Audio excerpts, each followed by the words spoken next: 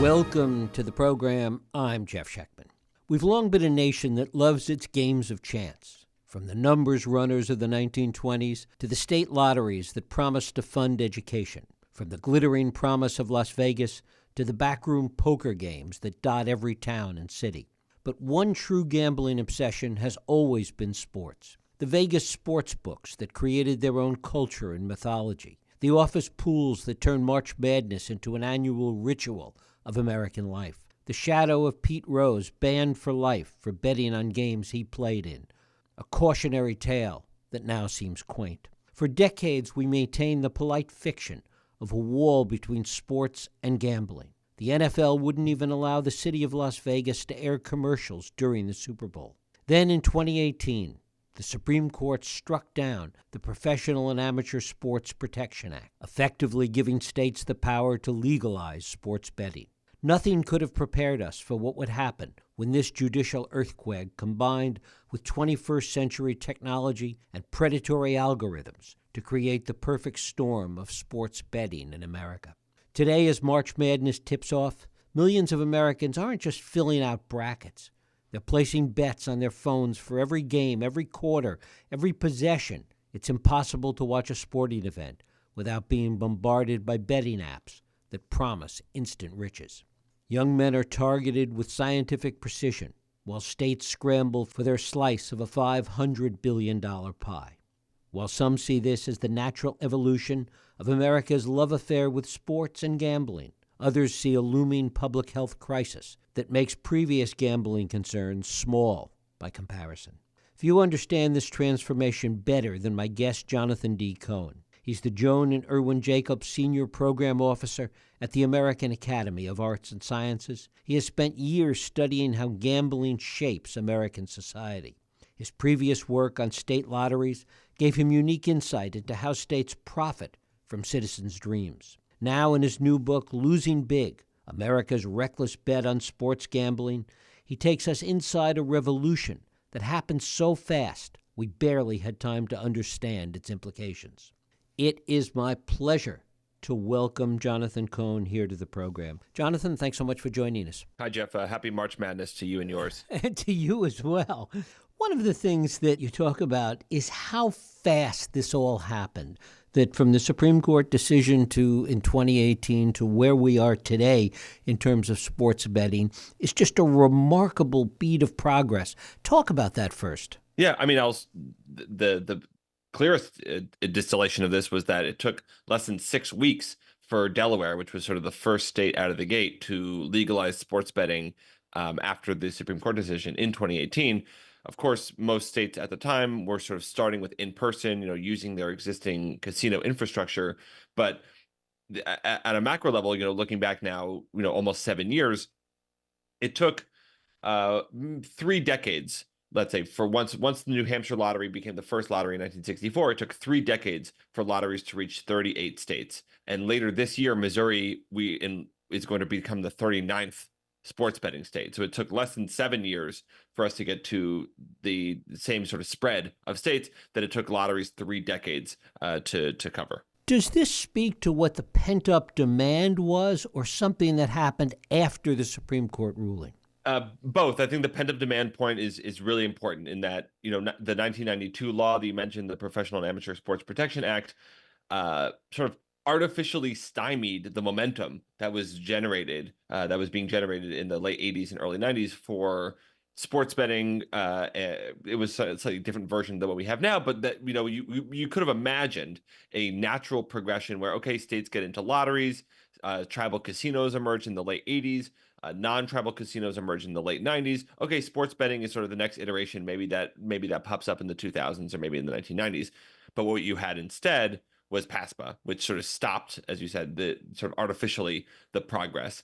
And yeah, I think I think things could have looked a lot different, might have looked a lot better, we sort of would have been more acclimated had we begun this national pastime of ours before the smartphone era, for example. I think we would have, we would have been better suited to understand exactly what the games are, what their implications are for ourselves and for society. Talk about that, because given the timing that we've been discussing, what went on legislatively and what went on technologically, it is the classic case of the perfect storm. Yeah, and to your last question too, I mean, this I don't mean to imply that, it was stymied and then the Supreme Court decision came down and then all of a sudden there was this organic enthusiasm for sports betting, because a lot of the actual legislative activity was driven by private companies eager for their revenue.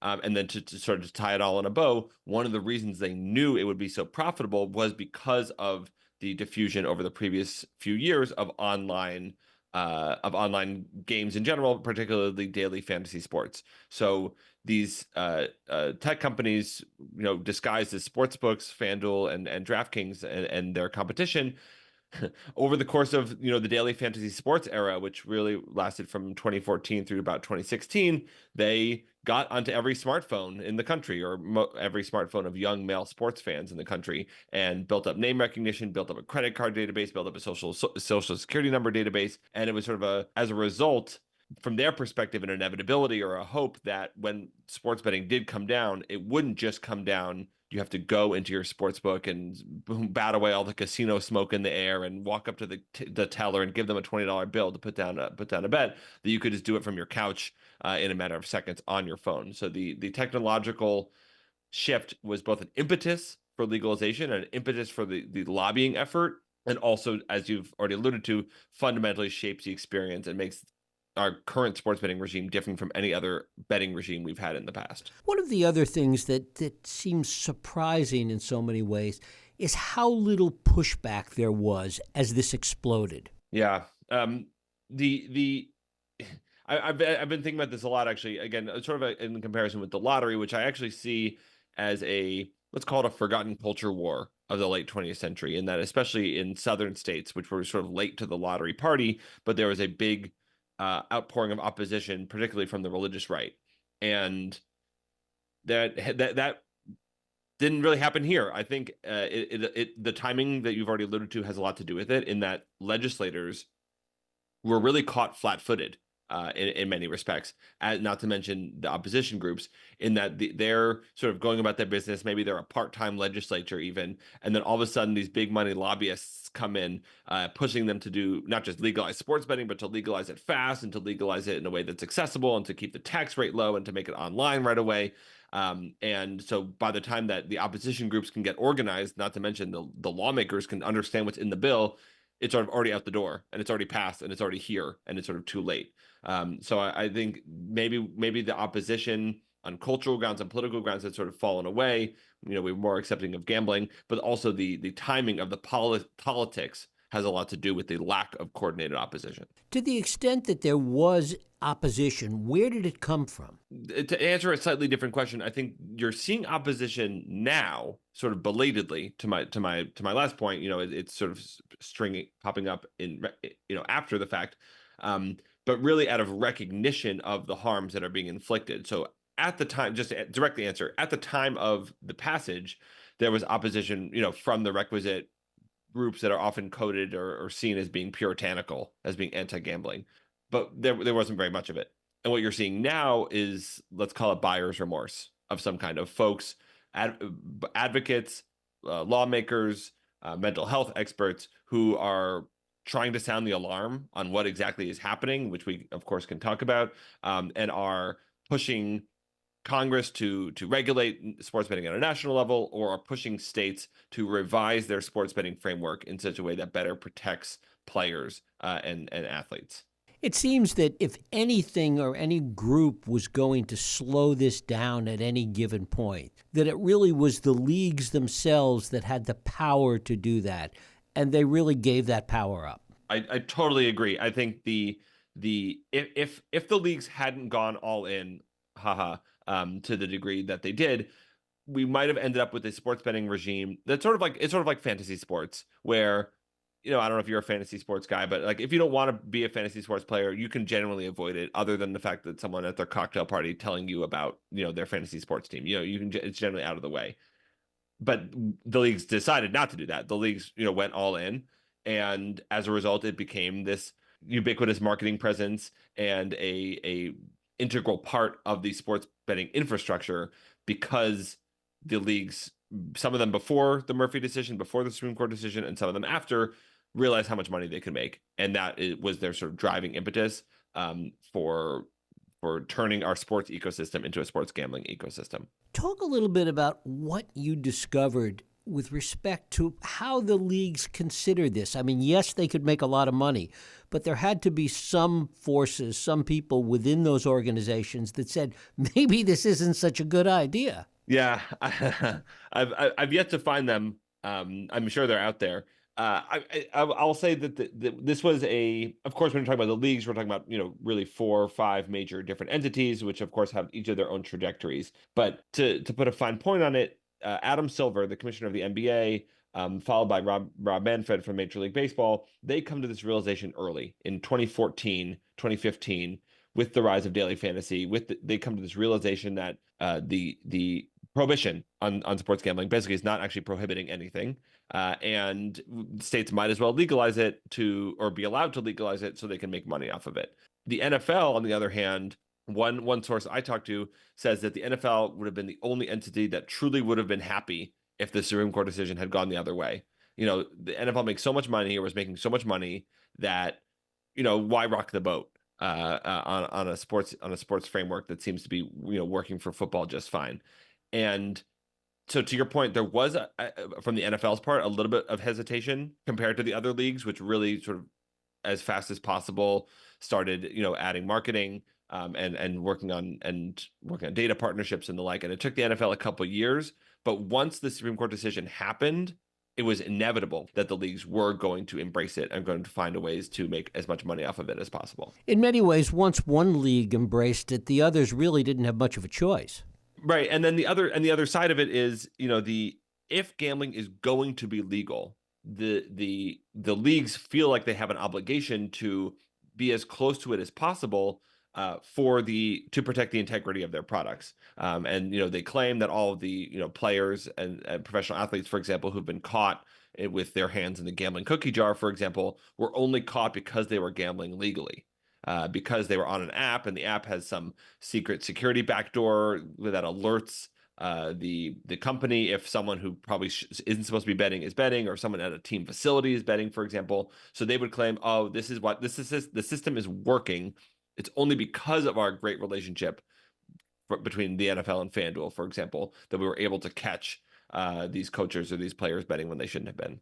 Talk a little about the states and the money that they imagine that they could make versus the reality of how it's played out. Well, there's always this is the thesis of my lottery book too, but this is always the imagining that lo and behold, states have a shortfall of some kind, or a budget deficit, and we can just find more money in gambling. There's always money in the gambling banana stand, I guess is the prevailing logic, where there's just this assumption, this sort of magical assumption that there's a never-ending well of gambling dollars that you can always sort of be tapped for more.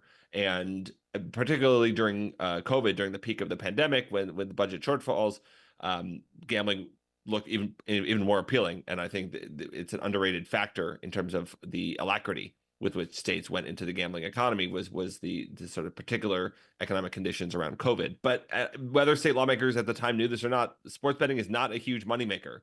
It is a low margin business, 5 to 10% compared to the lottery, which these days is 25 or 30. The total, I will double check these figures, but I believe that the total amount of tax revenue raised by all states over the last 5 years amounts to roughly what the New York lottery produces in a single year for the state of New York. So by comparison, we are talking about sort of small dollars when it comes to states' overall budgets, even though, of course, a couple billion here, a couple billion there sounds like a lot on paper, but in the grand scheme is a small percentage of states' actual expenditure and revenue. The other aspect of COVID that did seem to move this along is how much time people had on their hands to begin to think about this and to begin to participate in it as they came out of the pandemic. Right. And sports, came back relatively quickly compared to other parts of society, for example, by the summer of 2020. And yeah, I think it's a great point in terms of, the companies wanted to, let's say, build a nation of sports bettors, right? That was their goal, to get people who've never bet on sports before to make this a normal, accepted, expected part of their sports viewing experience.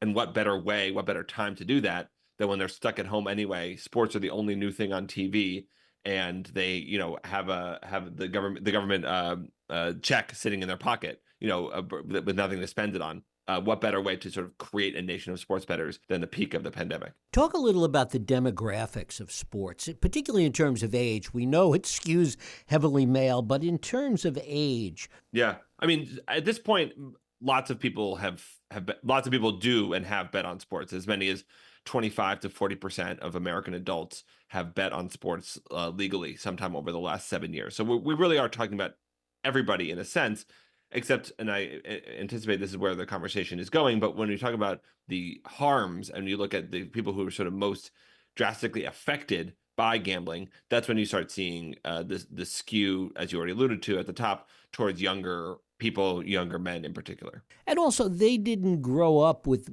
a stigma attached to gambling. It all seemed very above board for them. Yeah, and not only that, I would say they were even more acclimated to gambling through things like cryptocurrencies, through day trading apps like Robinhood, through video game loot boxes, which I think are really underrated exposure of young people to gambling. And so why not bet on sports? So it's not only the lack of cultural prohibition and hesitancy, it's money has sort of always felt like funny money, especially over the internet. So why not try to leverage my knowledge about sports into money as well? I mean, even though it was gambling on games, there was a gamification of betting that added to this.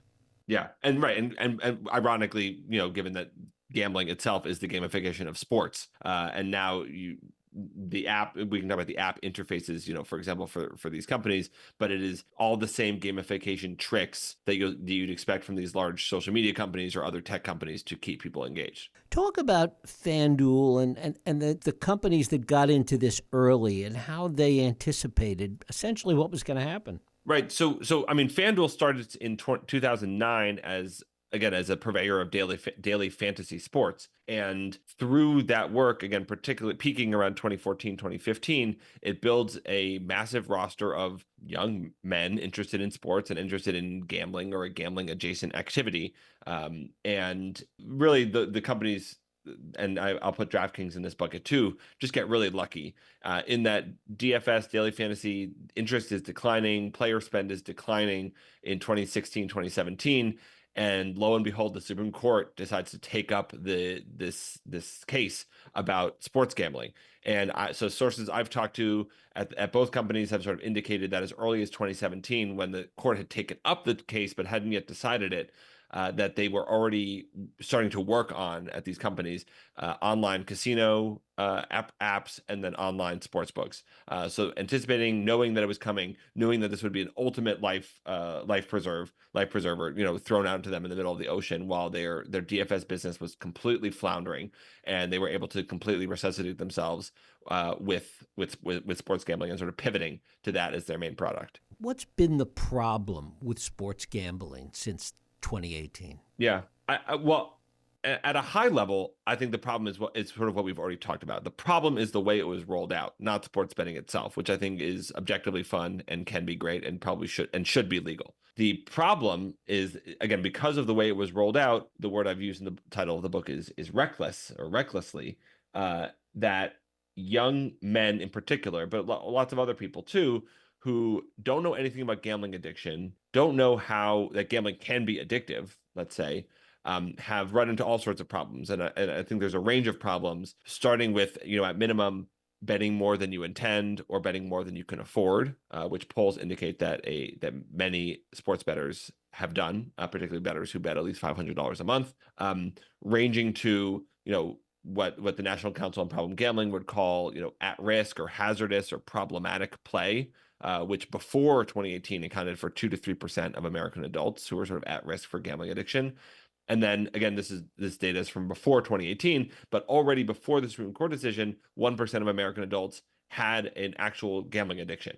And this data is notoriously hard to track, but there are all sorts of indications that all three groups are growing, in that the number of people who have actual gambling addictions is growing. The number of people who are engaging in risky behavior or and might be at risk for developing a gambling addiction is growing.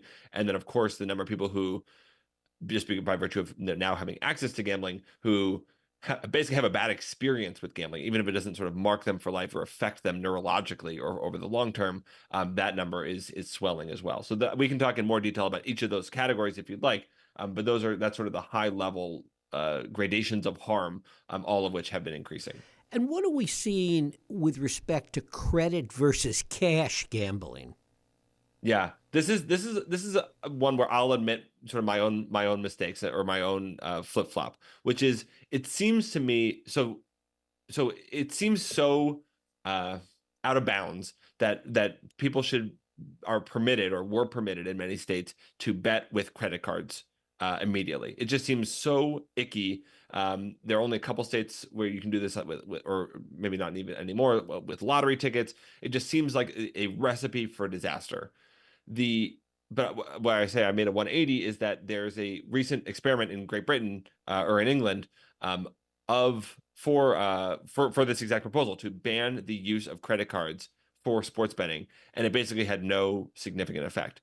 In that, people like myself who bet on sports but don't have a gambling addiction just stopped using credit cards and found other ways to bet, which is fine. But I'm able to thankfully afford my credit card payments every month, so it's not a huge deal for me either way. But the people who it's most targeted at, who it was intended to help, who are people with gambling addictions, who theoretically are betting money they don't even have. They're just going to find another workaround.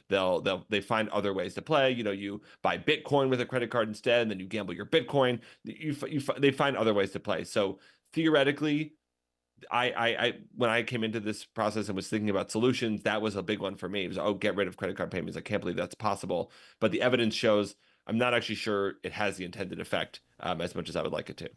What do we learn? You're talking about England as an example. What do we learn by looking at the way gambling has traveled around the world?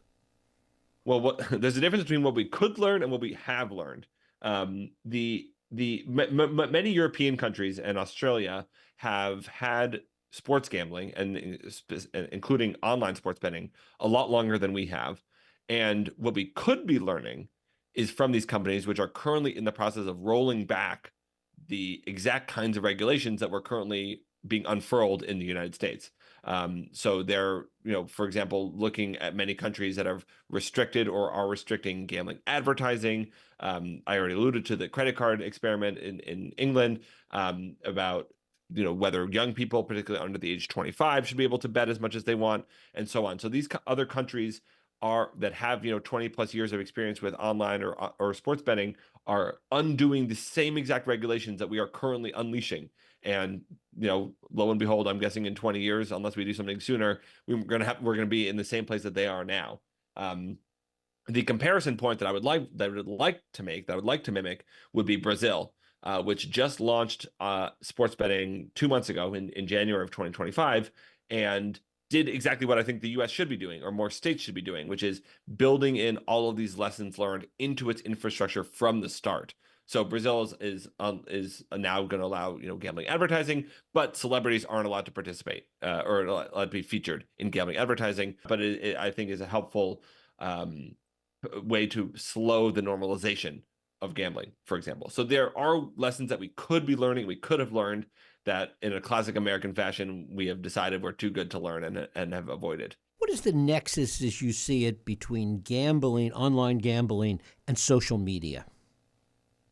Yeah, it's an interesting question. I mean, as we've talked about, sort of technologically, there's sort of similarities in terms of the way the apps are designed and the programs are designed, and designed to be addictive and to capture sort of young people's attention and their minds, and for sports betting their money.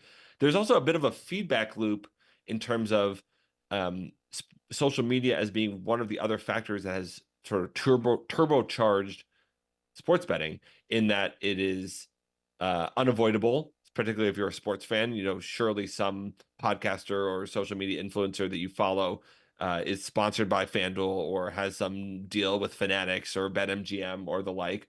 Not to mention, for maybe this wasn't what you intended, but a troubling thing that I heard in my interviews with gamblers is that when they're trying to quit or take a break from gambling, it's particularly hard to do so because once that algorithm realizes that you're interested in sports gambling, it's really, really hard to kick. And one of my ideas, one of my pitches, one of my, my dreams would be that there's some filter that you could opt into on Instagram or on these social media sites that would, in the same way that you could automatically filter out not safe for work, or pornographic or lewd content, that you could opt out of gambling content in the same way. There is no such filter yet, but I think that would be really helpful for people who are sort of on a journey of gambling addiction or trying to get off of their gambling addiction, and basically run into gambling content whenever they don't want to on social media. Do you have any sense of what the reaction to all of this has been from athletes themselves? I mean, we talked about it in terms of the leagues and the Adam Silvers and the Roger Goodells of the world. What about the athletes? Right. So there's certainly a lot of well, there's a mix. There's certainly some humor in that there's this big phenomenon that's particularly problematic on college campuses, but it also affects professional athletes of bettors, presumably losing bettors, berating athletes about their losing bets. Oh, you cost me money by missing those free throws or whatever. And you see people on social media, tweeting at athletes all the time, complaining. And every once in a while, you get some athlete with some snippy response like, "I don't care about your parlay. I don't care about your bet. I'm just here to play basketball. I'm here to win." But again, the dark side of that is, 2 years ago, the angry bettor stormed into the home of the Cavaliers coach to yell at him about losing his bet, which is just not safe, and creating these, as if sports fans weren't fanatical enough and maniacal enough about their teams. We've just created a new excuse and a new reason for them to even get even madder and feel like athletes owe them even more than they already felt. Talk about the losses that people have had. You begin the book by talking about somebody that loses $300,000. Yeah. Again, it ranges by the person, and there's someone for whom a $3,000 loss is nothing, and there's someone for whom a $3,000 loss is life changing and all consuming. But there are studies show, and polls and surveys show of sports bettors that as I referenced earlier, large percentages of people who bet at least $500 a month have lost enough money that at one point they have either been unable to pay all of their bills or loans at the end of the month. So again, someone like one of the bettors I profile in the book who develops a full-blown gambling addiction and over the course of 5 to 7 years loses $330,000. That's an extreme case, but maybe it's not becoming so extreme anymore because you hear all the time about this, someone losing a couple $100,000 here or more. And gambling addiction is not an addiction to winning money; it's an addiction to action. And it's sort of well documented, well known that an addict is going to bet until the money's all gone. So however much money they have, however much money they have access to, that's what they're going to use up, and their addiction will not be addressed, or hopefully it will be addressed, but their addiction on its own, taken on its own course, will use up everything they have access to. There's also a whole cottage industry that has grown up around sports betting, analysis, odds setting, etc. Yeah, and again, this is take it for what you want. I mean, these are either sort of hangers on. And we should expect, for example, that as more people become interested in sports, that sports media, gives them the content that they want, right? But then you get this feedback loop problem where, are you giving people who are already interested in gambling what they want, or are you creating new sports bettors and normalizing sports betting for people who wouldn't have been involved otherwise because they're seeing it on SportsCenter and they're seeing it in places that they wouldn't have otherwise? So there is, as you allude to, this whole sort of cottage industry of sports betting touts and experts, which there have been for a long time. You probably, I'm not old enough to remember, but Jimmy the Greek, who did the NFL broadcast for a long time, and Al Michaels would sort of tacitly allude to sports betting on their broadcasts. And all we have now is a the equivalent version for our supercharged, turbocharged sports betting environment. We even have radio stations that are devoted 100% to sports and sports betting. Yeah, again, why not? And part of me thinks, okay, this is innocent. Sports bettors are sports bettors, and they're going to bet, and they're going to look for content. And they should have, in the same way that someone who likes video games should be able to find content that suits them. Sports bettors should as well. The question is, when does it bleed over into non-specific marketing, such that we are sort of creating new bettors or enticing new bettors who maybe want to stay away or wouldn't have otherwise bet? Jonathan Cohen, his book is Losing Big, America's Reckless Bet on Sports Gambling. Jonathan, I thank you so much for spending time with us. Thanks, Jeff. Good luck with your bracket. Thank you.